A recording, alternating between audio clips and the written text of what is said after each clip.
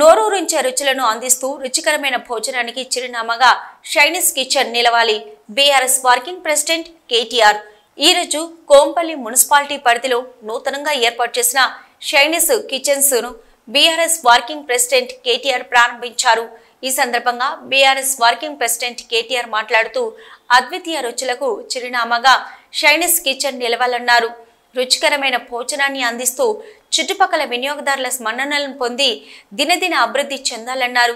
ఈ కార్యక్రమంలో ఎమ్మెల్సీ షంబీపూర్ రాజు, ఎమ్మెల్యేలు కేపీ వివేకానంద, మాధవరం కృష్ణారావు, అనిల్ జాదవ్, మాజీ MLA Balka Suman, Kompally municipal chairman సన్నా శ్రీశైలం యాదవ్, మాజీ ఎంపీపీ సన్నా కవిత, శ్రీశైలం యాదవ్, జేహెచ్ఎంసీ కార్పొరేటర్లు, డివిజన్ అధ్యక్షులు, కోంపల్లి మున్సిపాలిటీ కౌన్సిలర్లు, వార్డు సభ్యులు, మహిళా నాయకురాలు, నాయకులు, కార్యకర్తలు తదితరులు పాల్గొన్నారు.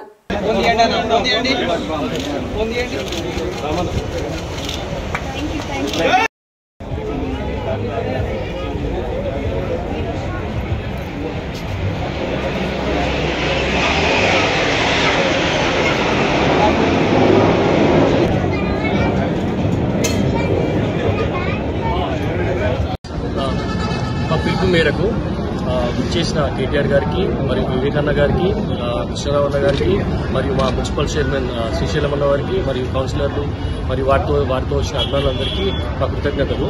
సో మేము ఇక్కడ కోంపల్లిలో నిగిడియా ఫర్నిచర్ పక్కకు షైనీస్ కిచెన్ ఓపెన్ చేయడం జరిగింది.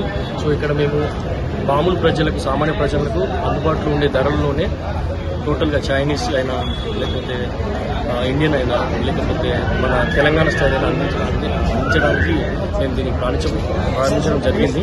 సో ఇక్కడికి అందరూ ఇచ్చేసి మా టేస్ట్ చూసి అభినందిస్తారని కోరుకుంటున్నాం.